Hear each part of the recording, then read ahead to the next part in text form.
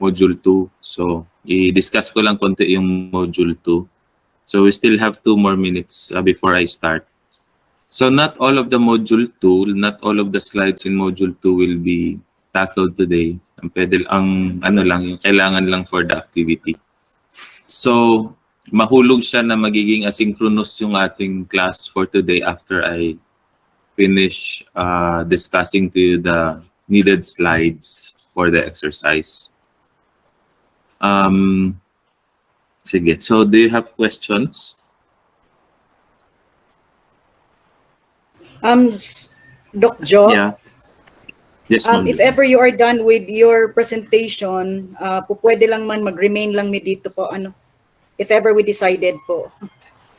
Yeah, you can discuss among yourselves, or we can actually set a time to reconvene. I'll give you 2 hours siguro for that, and then after 2 hours, we'll just have some plenary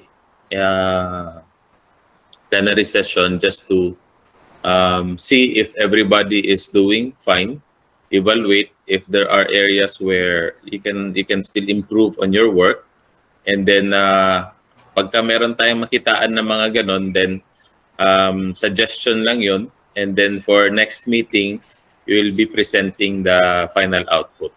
So oo, yung mga suggestion na yun, you can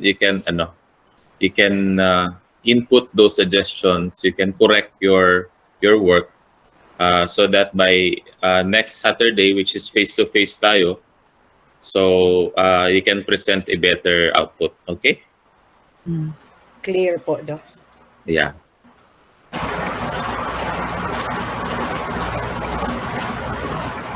Sige. I guess nobody is coming. Who else? Sir Noel na lang yata ang kulang, no?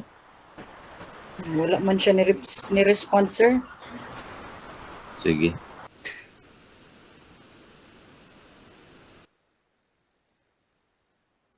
Huwag pa siguro to Sir Noel. Na-busy kayang career, uy. Nag-mention na to siya daan, sir, nga murag April, pag daw kuno siya ma-free. Ay, kuan na, late na kaayo. 2 more pero months. mag-attend ra siya, sir, mag-attend. Ang point niya is kanang focus gidaw. Kay grabe gidaw niya ka-busy gikan Jan until March. Mo iya ang kuan. RD man si Sir Noel, no? RD? Regional Director man. Opo, Doc. DNR? DOST po. DOST. Sa Butuan? Sa Butuan, Doc. Ayan. I remember naningkamot gid baya ni siya, sir. Naningkamot gid kayo siya, pero di lagi tinuod na. Daw, Sa tinuod lang, before him enrolling in the course, niadto na siya sa school, and then inquired kung unsaon. And then we proposed na if you are a batch from Butuan, we can have a parang consortium. But definitely, and it seems na wala to na dayon. Ang consortium ang good is like a special batch for them to sayang, no? To finish the degree. Pero mahirap kasi kung 2, 3 lang sila, masu-short. Or siguro at least mga nasa 8 or 10, no? Or isa ka klase. Siguro sir, wala mang good na market. But if ma-market siya nga nga mga programs, siguro ang interested kay daghan pud good MPMRD, sir, nga naa sa Caraga. If ever Butuan, nga na ba. Pwede siguro nato na siya no? Sige, I'll open that one up. During that time, if you can remember, during the administration of Sir Retigia, wala naman yata mo, no? First, wala ninyo siya na-upcome. Dean siya that time. It's very aggressive ang marketing. So, daghan kay mga enrollees. Kanilaging DRA lagi ni, abot lagi ni 20 kapin. Tingala gani ko nga, uy, ang DRA is 20 plus. Na usually, mga 7 or mga 5 lang ni sila, less than 5. When we had our compre, murag pila lang mi. 5 siguro mi, or 4 lang mi. So the rest nag-shift sa DevAd or nag-OS.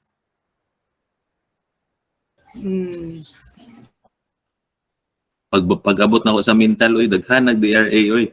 Which is actually, okay naman pod. Wapo mo pod siya. It means na the demand for the course is right there. And what we call this one, appreciation of the course is in the market appreciation is right. Yeah. Sige.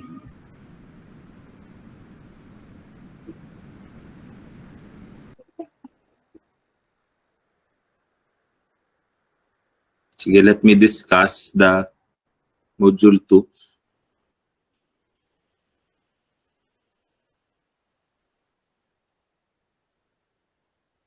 For module 2,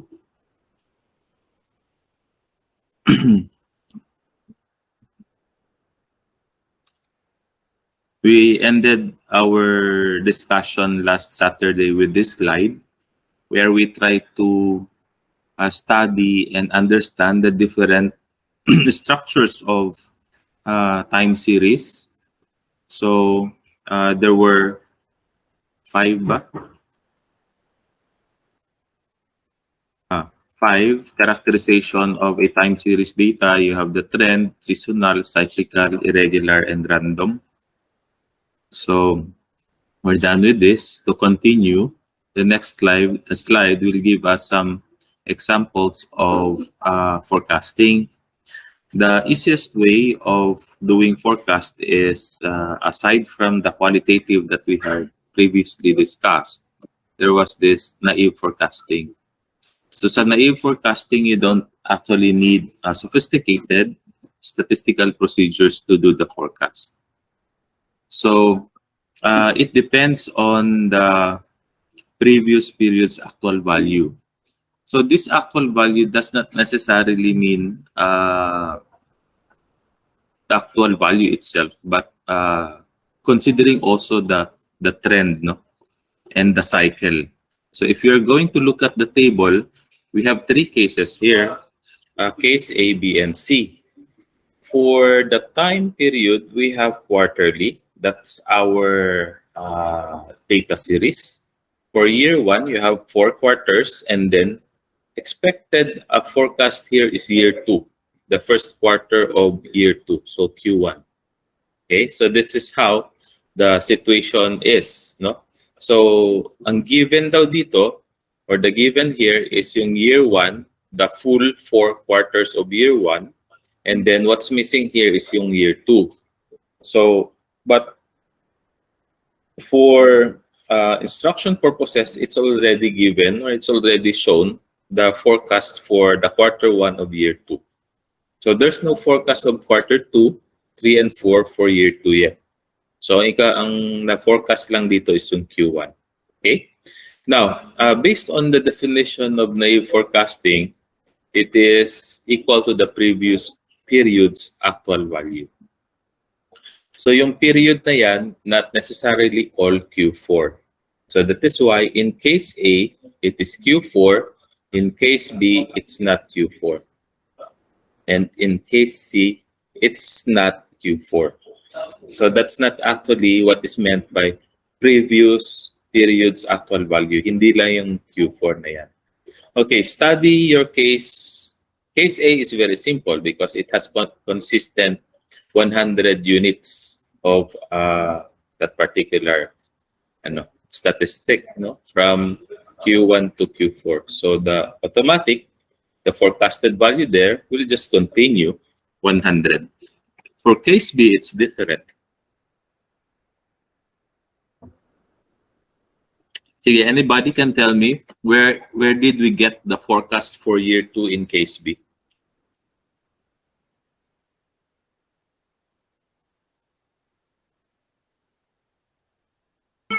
I will try, Doc. Sige, is this Jonathan? Dexter po. Dexter, sige, Dex. I think, Doc, para siyang V-shape. Kasi from quarter 1 to quarter 3 in the first year, increasing. Then after that, inverted V-shape siya. Pwede po siya maingon og parabolic siya in nature. If I will be focusing on the case B itself sa column up to year 2, quarter 1. Okay. So, based on the structure of the time series, what can you say about this case B?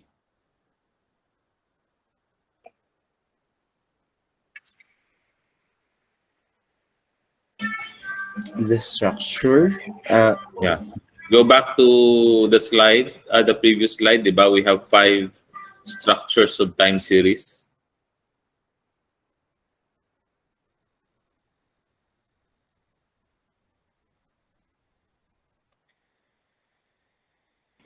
Yeah, if it is inverted V, meaning to say,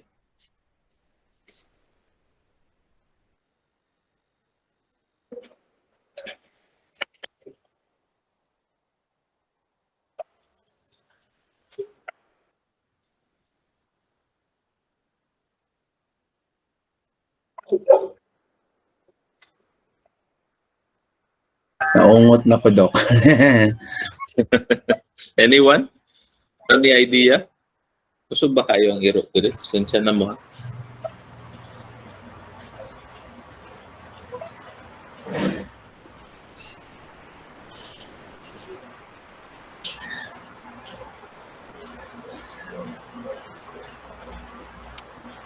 Isn't it, sir, nga, parang it increases at the, and then suddenly it drops at the same rate?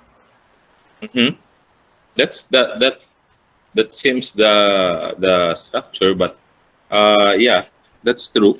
That's the what do you call this one? The behavior of your time series. So therefore, for the structure, you call that one as. If you're going to graph this one, how will it look like? Nanda-describe yata ni Sir Dexter gani, ha? No? It's like a V. V. So, Inverted. pagka mag-graph kayo niyan, ang itsura niyan would be, let me see how to graph that. So, musaka siya, and then maubos siya. Yeah. Okay? If you're going to continue that one, saka na pod, then maubos na pod. So, what can you say about this data? It's not a trend. Parang, Is it a trend, Doc? Mm-hmm.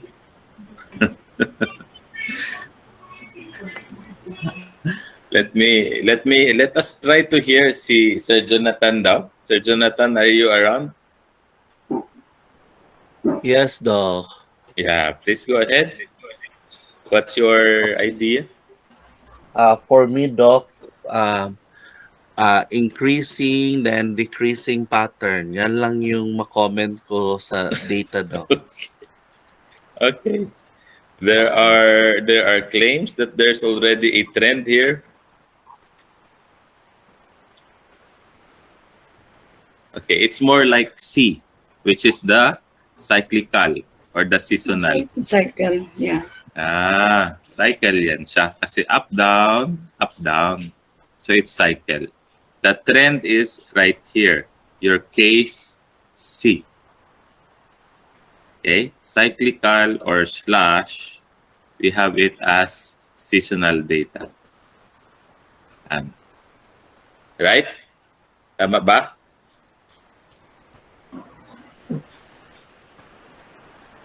Doc, correct lang, ay, clarification lang po. Yeah. Kung trend, it's either kung ang trend, pababa siya ang nature sa kanyang graph or structure, or papaakyat.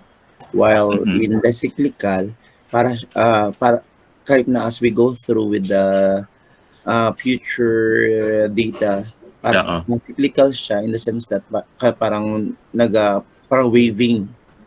Yeah. Tapos nag-repeat siya from the peak and the throw. Okay. No? Nag-throw ka kasi ng 80 doon sa Q1 mo. No? Actually, itong 80 na ito, galing yan doon sa Q1. So, every Q1 of the year is actually 80. okay. Pa niya? Doon nang galing yung 80 na yan. So, yung kanyang sinasabi na previous period's actual value is actually yung period na Q1, not the Q4. Ito yung sinasabi ko sa inyo kanina na itong forecast niya is not coming from Q4. Ito galing sa Q4. Okay? So it's coming from the previous period na Q1. Q1 and Q1. Q1 of year 1, Q1 of year 2. Meaning to say, there is a seasonal component of the data. There's a seasonal component for the data. So why is it seasonal? Kasi siya quarterly, di ba? So the movement of up and down is within the year. So seasonal siya.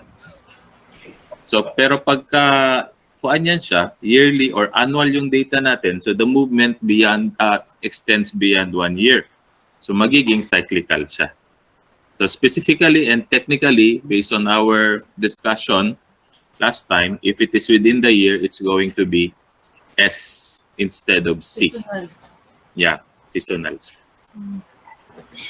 Are we clear with this? Yes, sir. Yes, sir. Doc. Sige. Yes, So, yeah. Kuan lang siya. Ito yung naive forecasting. So, kumbaga, ginagamitan mo lang siya ng MM. Mata-mata. MM. Naive forecasting ang tawag natin dyan. But that mata-mata is basically may basis siya, di ba? So, kumbaga, it's not purely mata-mata, but instead, there's also logic behind it.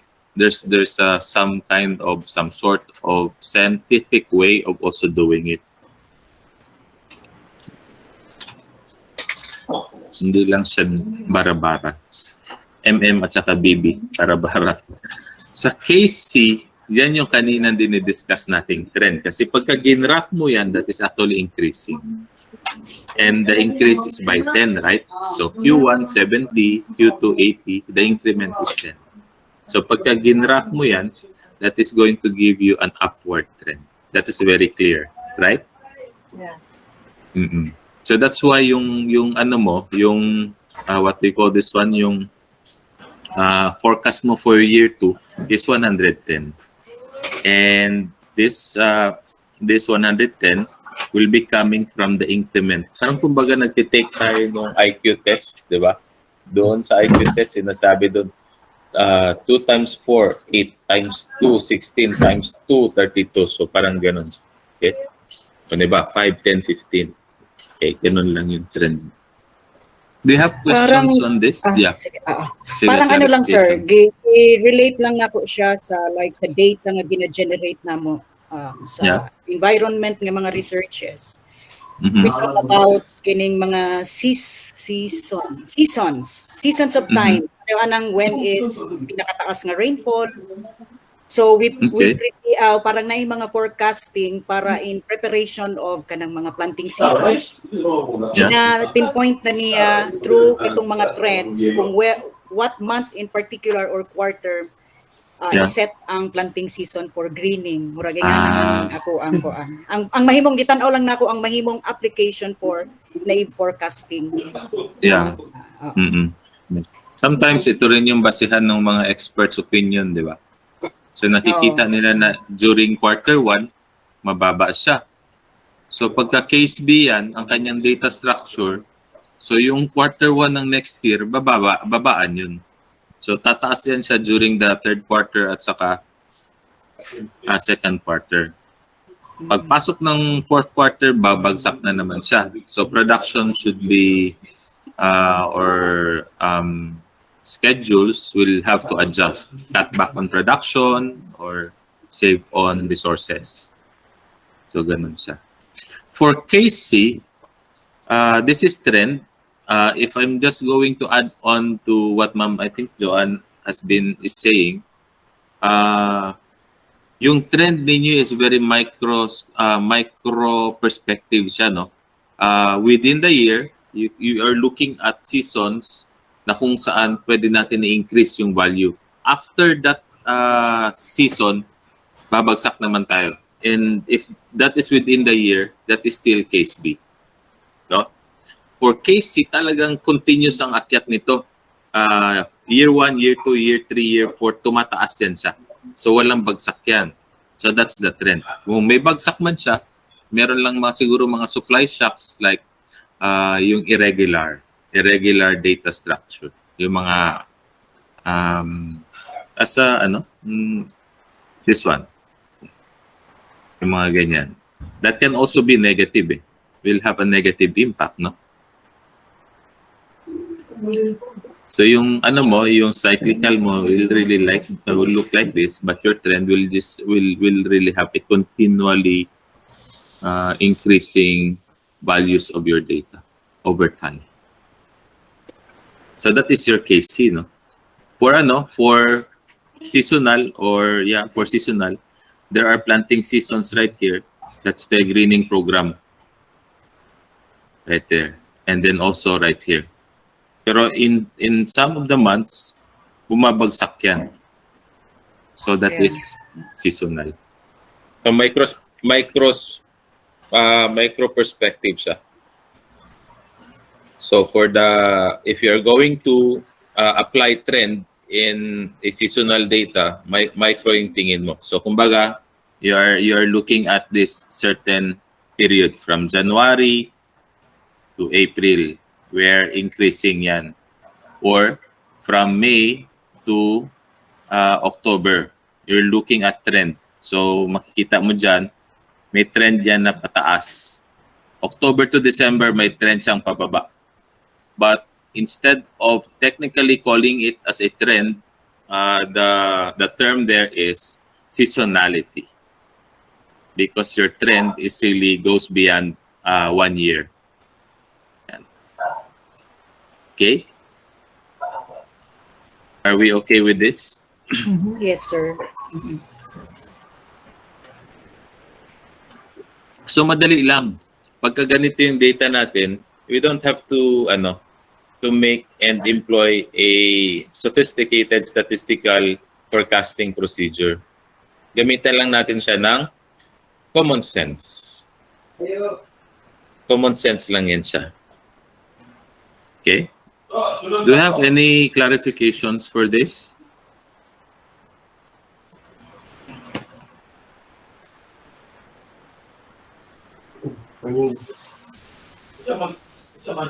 Okay. And then there's this another, we go a little bit technical, the averaging technique. Maraming ways of doing forecast using the averaging technique. So we do averaging to, Ma'am Joy, can you mute for a while?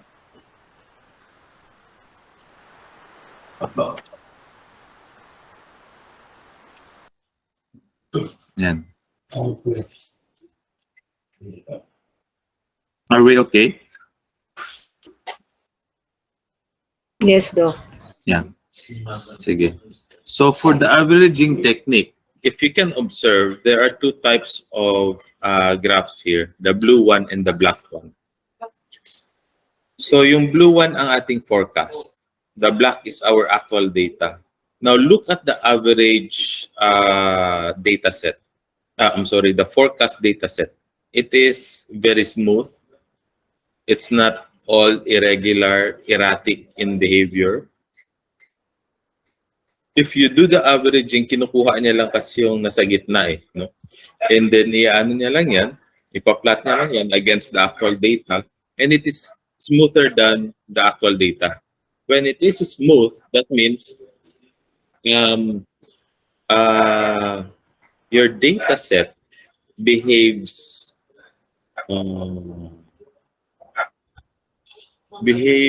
better than an erratic data set. Behaves properly. So you want that one for your data to be forecasted. We don't want an erratic data to be forecasted. So for the forecast, it must get rid of what we call as yung noise. Katulad nung maingay na aso kanina. We must get rid of that noise.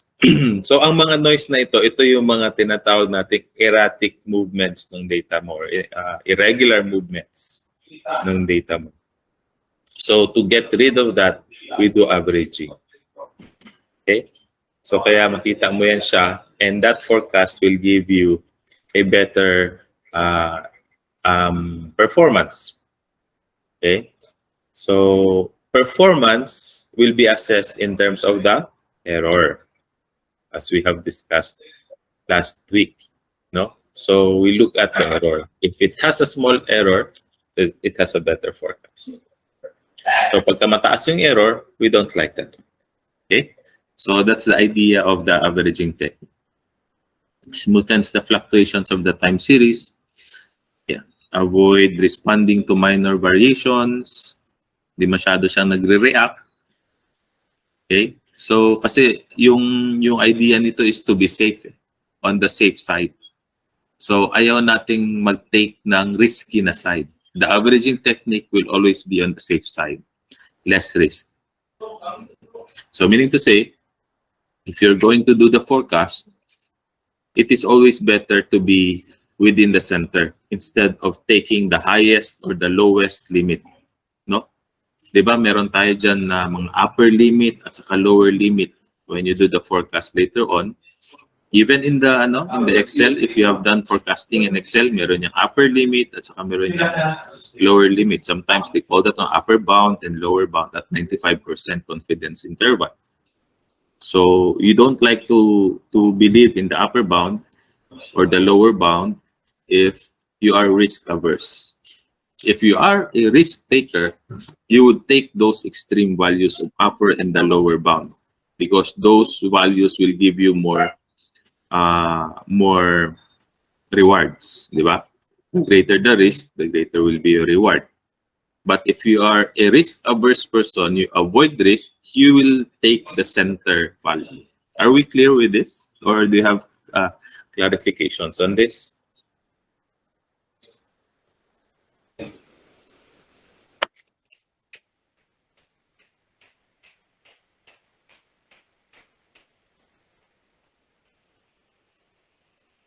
So there is this moving average already. So meron, if you can notice or if you can observe, there are two period moving average, 3 MA. We call that one as the 3 period moving average, or 4 MA or 5 MA, depending. So walang 1 MA. Okay? Kasi ano yung average mo kung 1, di ba? So moving average means the average of at least 2 values. Okay? So there's no sense naman pagka na, anong average ng 2? Automatic, that's 2. So walang 1 MA. So you have 2 MA, like January and February, or quarter 1 and quarter 2. Okay? 3 MA, you have January, February, March, 3 period moving average. Okay? So what's the formula of this moving average? Moving average sub n, the n is the number of periods. And yung sinasabi nating MA sub 3, MA sub 2, MA sub 4, and so on and so forth. Okay? So the average of data points na kinukuha natin. Pag sinabi nating MA3, so you have actually 3 values there to be average. So that would be P minus N, that would be 3. What is that? That's the latest period minus your N. And then you have the T minus 2, and then you have T minus 1. T minus 3, T minus 2, and then T minus 1. Okay, so yan yung MA3 mo. MA3 is your actual value, T minus 3 plus actual value of T minus 2, and the one last one is actual value of T minus 1. So, question. Among the AT minus N up to AT minus 1, which of this, though it won't matter anyway, which is the latest value?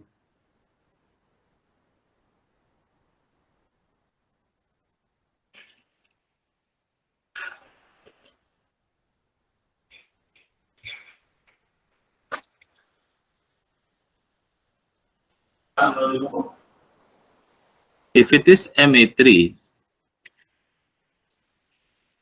you have this A,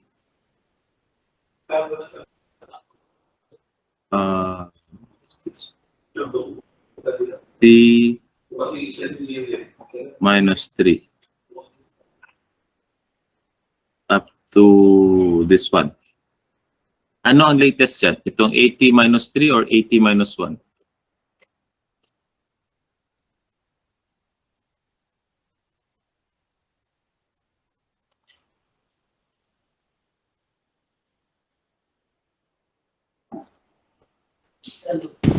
-3 daw. Ang latest?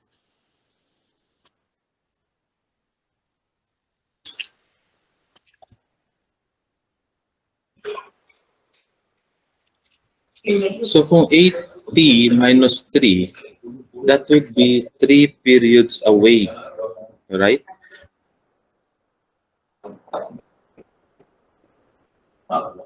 That would be 3 periods away. The 80 minus 2 is 2 periods away. And the T minus 1 is the actually previous period. Previous period. So say for example, if Q1 is 4, then that's 3, and then you also have 5 here. Though it won't matter kasi distributive property nga si mathematics ba yan? This, pagka nag-ano tayo, forecast tayo nito, this is your T minus 1. And then this is your T minus 2. And then this one is your T minus 3. So ang latest mo dyan ngayon would be the 5. So ang mauuna dun ngayon would be your 4 plus 3 plus 5 is equal to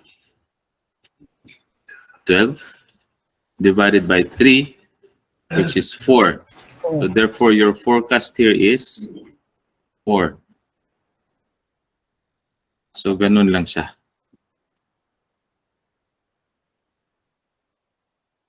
Right? Questions on this? This is your forecast. Though may example naman yata, previous slide. Previous succeeding slides. Let me see. Walang example dito. So yan yung example natin. 4, 3, 5. Okay, so yan yung moving average nyo. So yung T minus 1, that's your latest. The higher would be your N, the farther you get from the latest value. So T minus 2 mo is yung 3, and then T minus 3 mo is yung 4. Okay?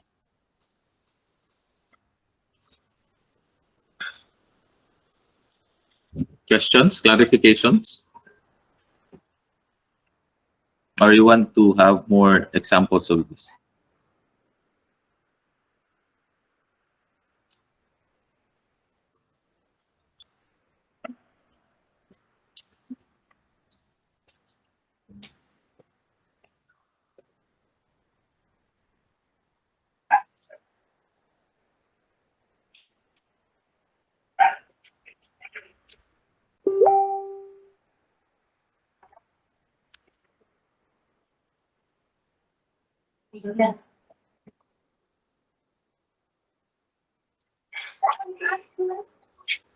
Hey. And then you are going to forecast the 10. So say for example, you have 100 here, and then 103, then 110, 105, 108, 118, 120, 125, 165, 100. Let's say some maybe I'd like us to do the M8, M82. Okay, M82 would be an average of this one.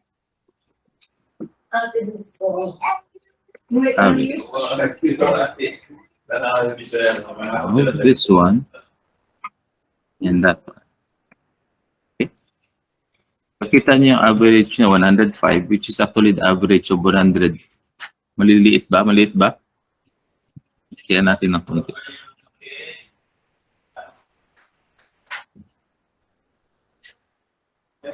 Yan. 101.5 is the midpoint of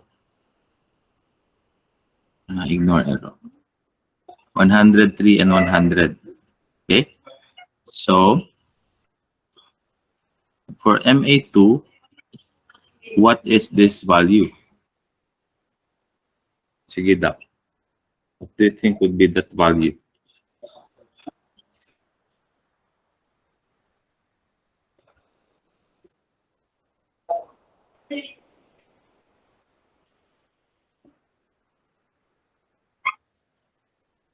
Hindi ako marunong mag-subscript nito. Paano nga ulit subscript?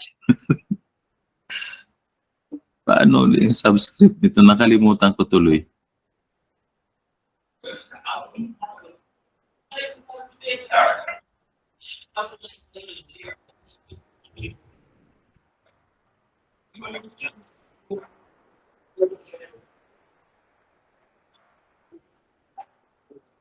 Why?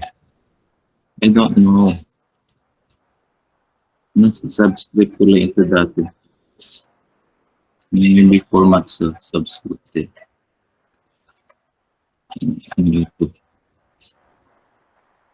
Anyone has already a value for this?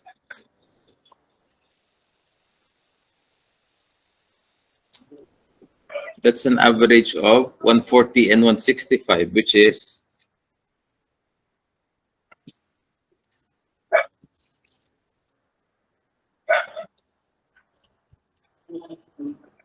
152.5.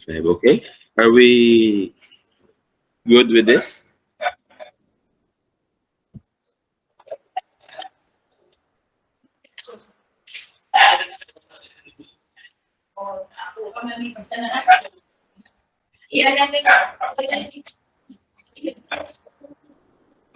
We can have the 3.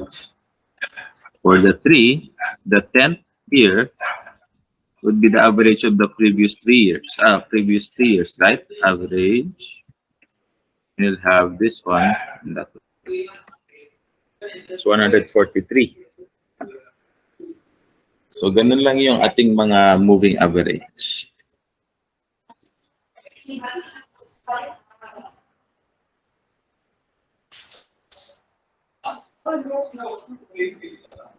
We're good? Any questions on moving average? None? Clear po. Okay. Kaya meron tayong MA3 at saka MA5. Okay? You notice, the lower your moving average, it's more erratic. The higher your moving average is more centered. It's more flat. Okay? So, when you have lower value, MA3, moving average, or lower degree moving average, it follows more your data. Okay? Kasi MA1 is the actual, di ba? Actual data. So, the closer you are to MA1 or the actual data, MA1, bakit pa ako nag-MA1? The closer you are to the actual data, the more your moving average follows the behavior of your actual data. The farther you are, the more smoother will be the forecast. The forecast line, like your MA5, the orange one. Okay. So smoother means mas flatter siya, or shall we say hindi siya masyadong erratic. Okay. So there's also a weighted moving average.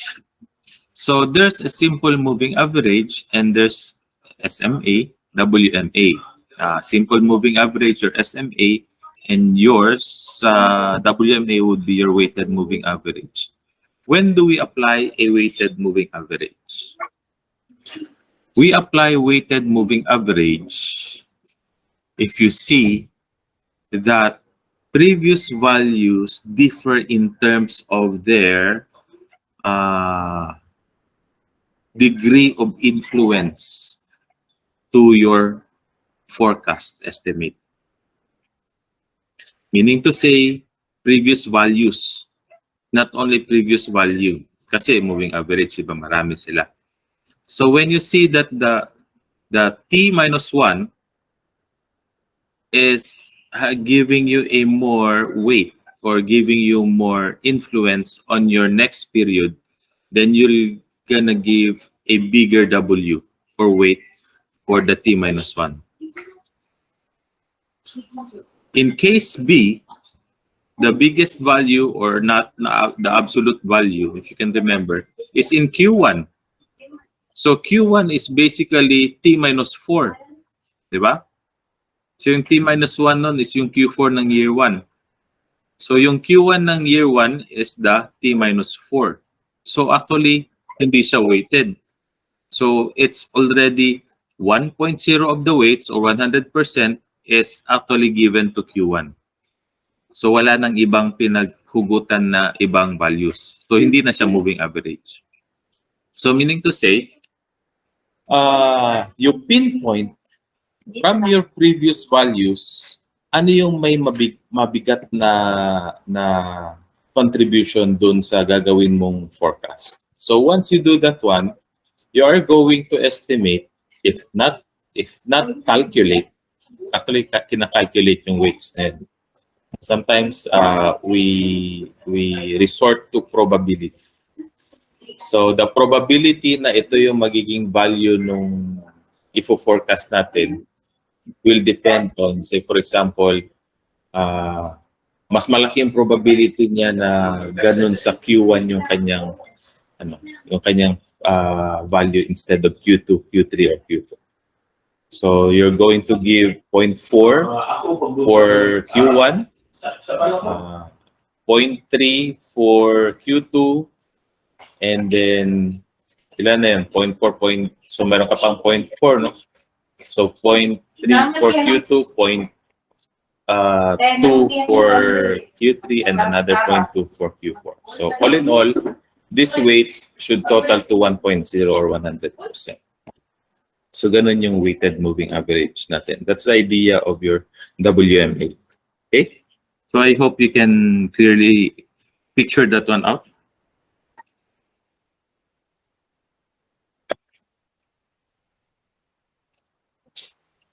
Let me have it here in my previous example. So for your WMA, Control C, Control V, let's have it as WMA3.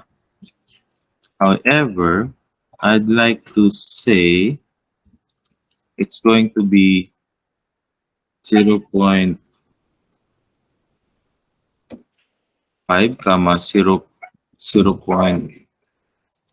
0.2. Okay. So si previous period will have 0.5. Yung 2 periods away will have 0.3 and the 3 periods away will have 0.2. So you add all those weights, that will be 1. So what's our number 10? For your formula here, it's equal to 0.5 times this plus 0.3 times this plus 0.2 times this one. Okay, enter, that's your WMA3. So you see they differ already. For MA3, it's 143. For WMA3, it's going to be 144, which is higher than your simple SMA3. Okay? Kasi binigyan niya ng mas malaking weight yung 140 over the 125. So when you give bigger weight than that, siyempre, mas marami yung contribution ni 140 over 125. And then the 143 may hila siya. More so, pag binigyan natin ng mas malaking weight yung 165. If you are going to do that, change the weights, mas lalong lalaki yung iyong estimate, yung forecast mo. Okay? So, let's make this 0.3 and this one, make this one as 0.5. Okay? Have to copy this one. No. Cannot copy pala. Okay. So, 0.3 times this. 0.5 times this plus 0.2 times. Notice the change. It's going to be bigger. Diba? Kasi meron siyang mas malaking bias towards the bigger value.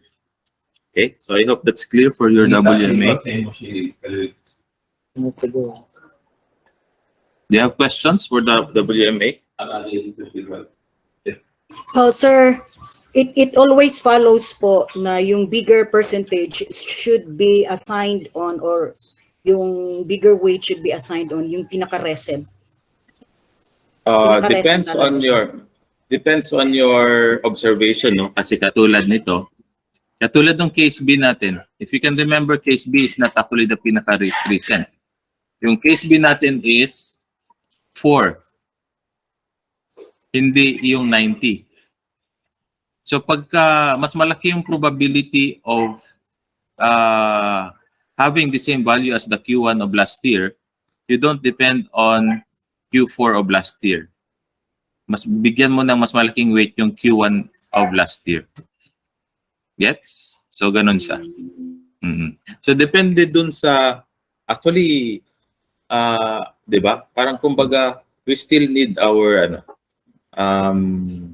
common sense. Common sense talaga. Kung actually hindi lang siya common sense, your trained or your experienced trained eye, tinitingnan natin yung structure ng data. You have to observe, you have to understand the structure of the data. So kung nakikita mo na mas malaki yung probability na mangyayari yung Q1, doon ka magbabase, doon mo siya bibigyan ng weight for the WMA, di ba? Tapos lesser probability na mangyayari si Q4, so mas less ang weight mo doon. So it boils down to the probability. Like if you are forecasting between risky assets and less risky assets, pagka mas malaki yung probability ng less risky asset, lagyan mo ng mas malaking weight doon. No? Or success and failure. To make an example, success or failure. Ano bang mas malaking probability if this is the business? If internet cafe ba ang gawin kong business, mas malaki ba yung probability na nagsasucceed siya or nag-fail siya? Okay? So, magsusurvey ka ngayon how many internet cafes ang nag-succeed. Out of 100, baka sabihin natin 60 ang nag-succeed. Okay, so that's good. So 0.6 ang ibigay mong weight sa kanya. And then for failure, it's 0.4. So mga ganong klaseng mga diskarte sa buhay. Okay? Yun yung application. Yes po. Okay, so that's WMA. Ano pa ba yung isa? Exponential smoothing. The exponential smoothing will be using a smoothing constant, which is the alpha. So for exponential smoothing, yung alpha natin will just be ranging between 0.05 and 0.5. Hindi siya lumalampas ng 0.5. Technically and theoretically, ganun yung values niya. The low values of alpha, stable yung iyong more stable yung iyong data structure, yung data set mo. You use higher values of alpha if your data will have very erratic movements. So if your black line here has an erratic movement, it's better to use a higher level alpha than a lower level alpha. Pero pagka hindi naman erratic, more stable siya, you use a lower level of alpha because you will have lower error values of error. Pagka lower level alpha. Pagka higher level alpha, you will have higher level alpha pagka hindi erratic yun. Okay? So what's the formula of your exponential smoothing? It is ft minus 1 plus alpha times actual value, previous actual value minus ft minus 1. Okay, what is ft minus 1? Forecast for the previous period. T minus 1. Okay, forecast for the previous, or that's your previous period. And then your 80 minus 1, actual demand or sales for the previous period. So you are looking at forecast and actual. So in our case,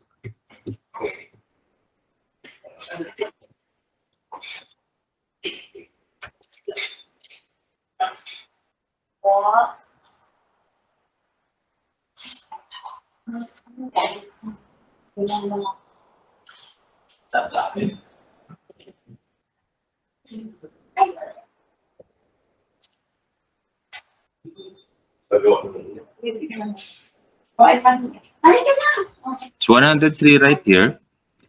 This is your FP.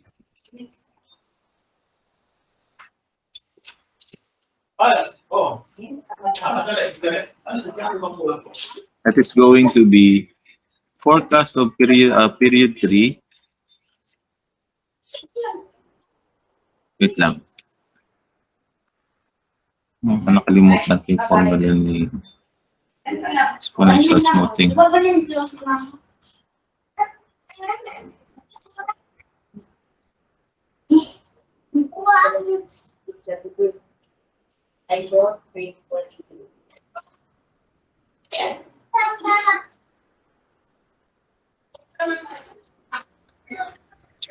smoothing FT 42 is right here. The forecast is 42. Okay, that's the previous, and this is the actual. Okay, so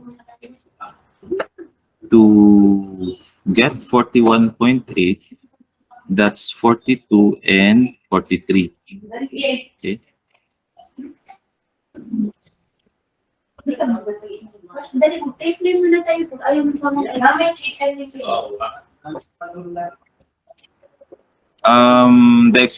exponential smoothing constant here is not, I'm not sure if it is 0.4 or 0.1. So I think we can explore this one. Say for example,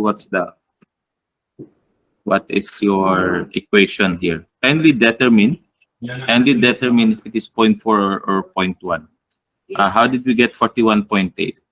So forecast is 42 minus, 42 plus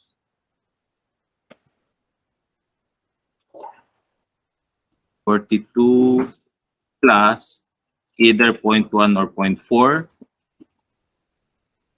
Okay. 42 plus either 0.1 or 0.4. Multiply that one with actual t minus 1. The actual t minus 1 is this one.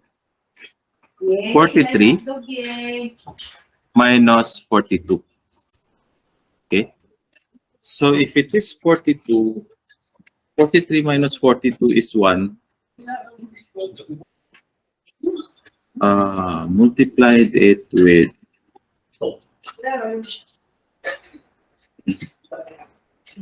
42. Bakit siya naging? So, ang na-minus dyan would be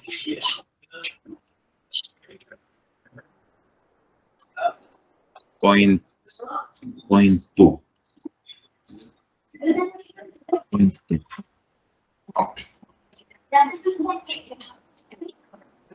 Let me check. And we can check the graphic. 42 tapos 41.8. 41.8 for 3. 41.8 for 3. I think it's 0.1 right there.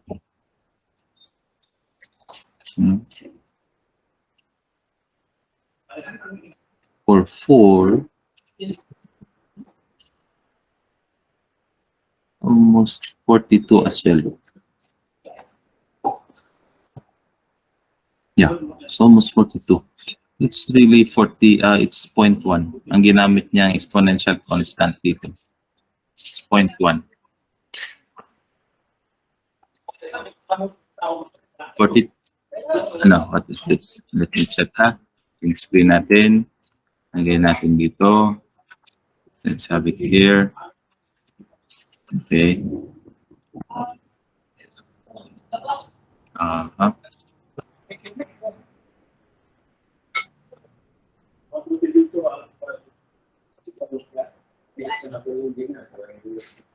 Okay.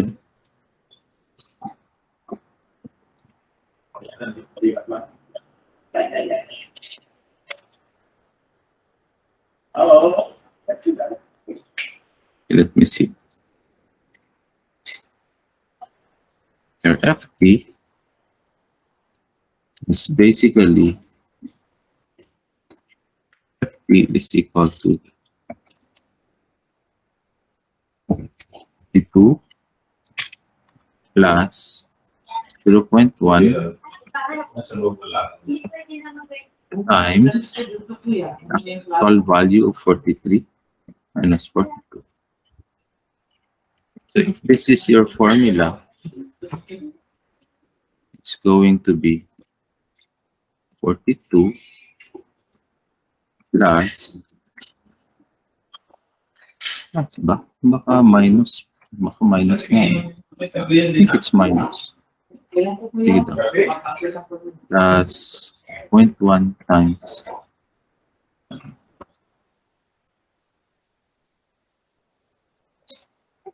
minus siguro 42.1.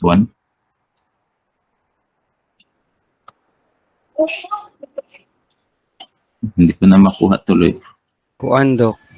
Sige daw. Katong, instead na katong 40, ganun mo, Dok, kay 43. Ay. Actual value.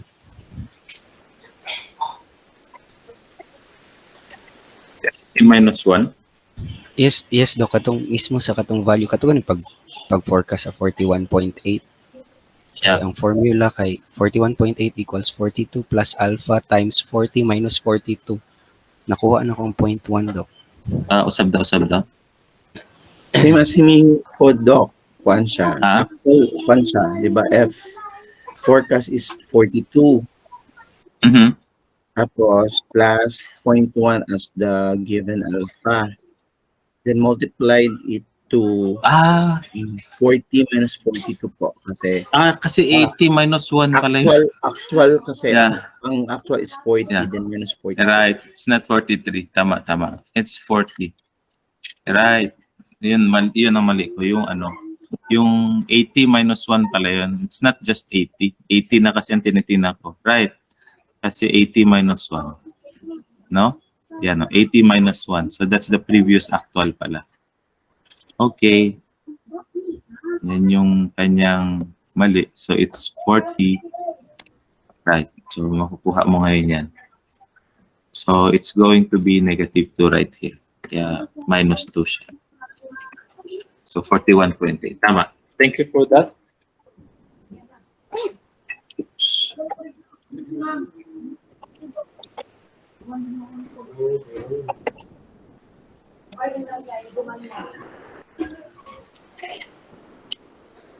Clarifications?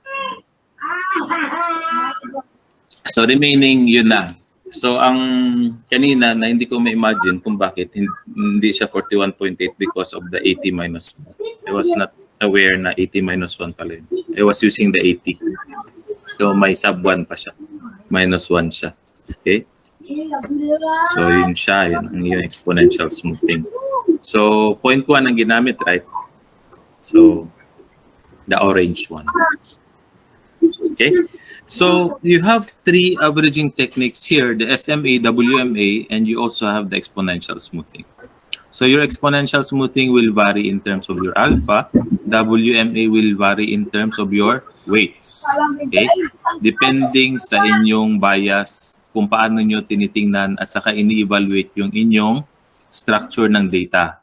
So, meaning to say, what's important here is that you have a trained eye. Iti-train ninyo yung eyes ninyo, yung inyong judgment in terms of your knowledge about the structure of the data, the behavior of the data. So, hindi lang siya basta-basta because you have to be aware na kung ganyan yung structure ng data ko, dapat may mga ganito siyang components. Ang weights nito, ganyan. If you're going to use WMA, or if it is very erratic, you'll be using a higher level alpha if it is exponential smoothing. So, given that, meron tayong mga measures of accuracy. Dito natin ngayon mapapatunayan kung tama pa yung ating hinala na exponential smoothing gawin natin or WMA ang gawin natin. So mamimili kayo ngayon if you are going to use SMA, WMA, or exponential smoothing. Take away the naive forecasting. Or if you want, yung apat ang piliin ninyo, i-evaluate nyo ngayon kung anong mas magandang model. The naive, the SMA, WMA, or the exponential smoothing. So yan yung formula natin for MAD, MSE, and MAPE. Just follow the formula, you'll arrive at these values. Okay, sa MAD, MSE, and MAPE. Mean absolute deviation, mean squared error, and you have your MAPE as the mean, average, what's MAPE again? Percent error. Mean average percentage, absolute percent error. Yeah, yun. Mean average, mean absolute percent Mean error absolute. or average. Yeah, mean absolute or average absolute percent error. Sinasabi ni MAPE. Okay, I think that's your what is this? We go back to Yung kasi Go ahead. yung sa exponential smoothing po, yung ano to, anong tawag doon, yung sa first column po, sa forecast niya is 0.1 yan lahat ang kanyang alpha. 0.1 lahat yan. 0.1 lahat yan. Okay. So kung magpo-0.4 ka, meaning to say, isa-subscript or i-enclose mo yung 0.4 na alpha. Alpha equals to 0.4. ES, alpha is equal to 0.1. This one, right here. This is alpha Ano ganun yung difference ng 0.4 tsaka 0.1, Doc? Depending on the structure of your data, pagka erratic siya, you follow the 0.4, the higher level. Pwede mo rin siya i-test sa 0.3. Actually, it's an infinite number between 0.5 and 0.5, di ba? Statistically speaking, you cannot fathom the entire yung mga mathematics dyan, alam niyo yan, that's a maraming values between 0.05 and 0.5. So you can have the 0.4 or 0.41, 0.42, 0.421, 0.4215, and so on and so forth, depending on if you want really to arrive at a better measurement. So, nasa sa inyo kung paano nyo diskartehan yun. Okay? So that is exponential smoothing. So, tana na siya mag sa atong measures of accuracy, which is your error. Okay? So, you have 3 measures of accuracy here. Ideally, dapat mas mababa sila lahat kumpara sa iba. And then that forecasting technique is better than the rest, the others. Right? I'll be discussing this one next meeting in our face-to-face succeeding slides. Okay.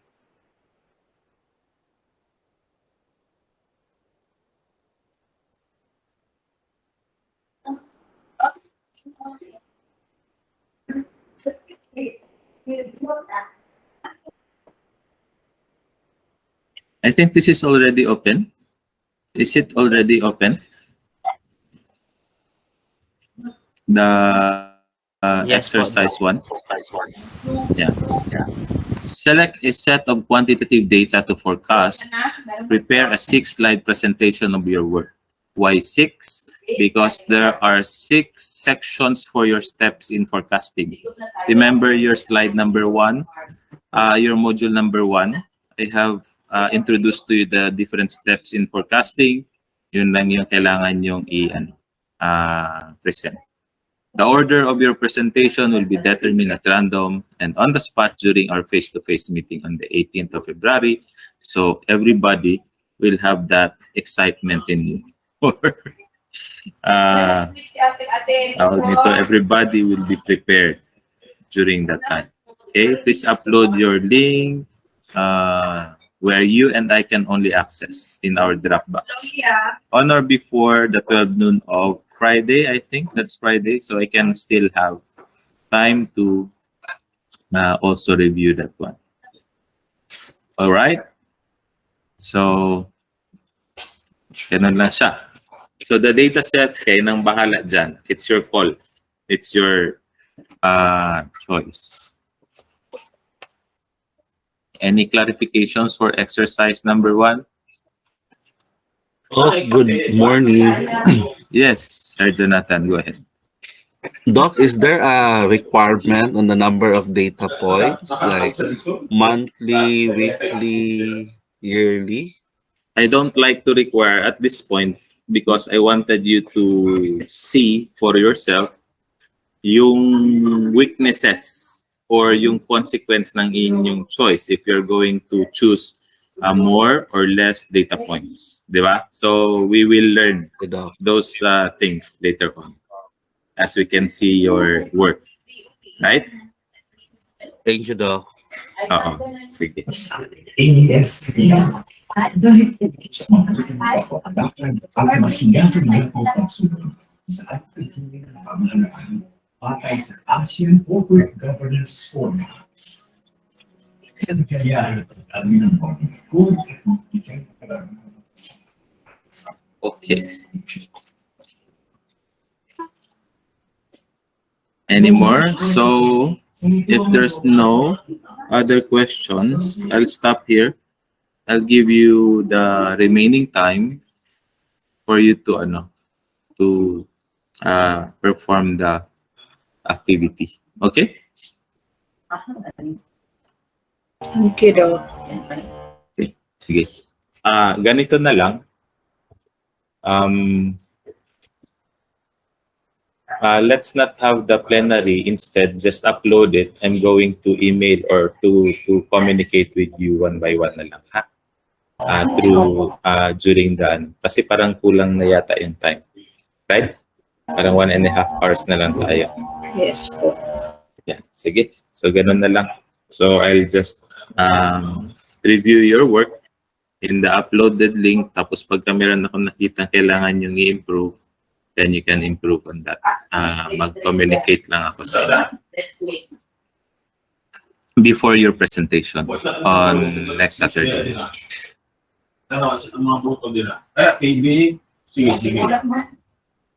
Okay, so that would be all. Goodbye, everyone. See you Bye, next Doc. Saturday. Thank you. Bye, Doc. Thank you. Bye. Bye.